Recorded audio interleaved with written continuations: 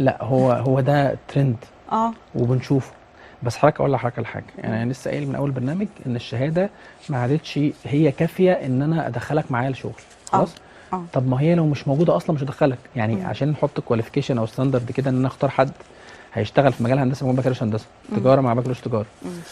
ده بالعكس، ده لو حضرتك معاك شهاده مؤهل متوسط مم. ولقيت الكواليفيكيشنز اللي عندك هاخدك مم. بناء على المؤهل المتوسط. بس انت اخرك في ليفل معين. ثم مم. اقول لحضرتك روح جامعه مفتوحه او اتعلم بقى بوست جراديويت دبلوماز او حاجات بعد مم. التخرج مم. في الاطار بتاعك مم. وكمل.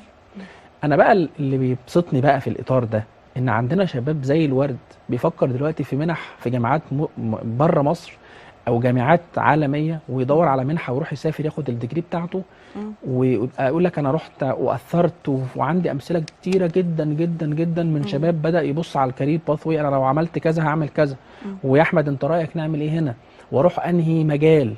وفي ناس كتيره جدا عشان ابص على النماذج الناجحه معاه كليه واتنين، يعني مثلا انا دخلت مجال واتخرجت منه وبشتغل، بس انا كان نفسي ادرس حقوق، كان نفسي ادرس سياحه وفنادق، كان نفسي مم. ادرس تجاره. طب حلو، وهو بيشتغل بيدرس. بيدرس عادي. اه. طب الفلوس مقصره معايا. مم.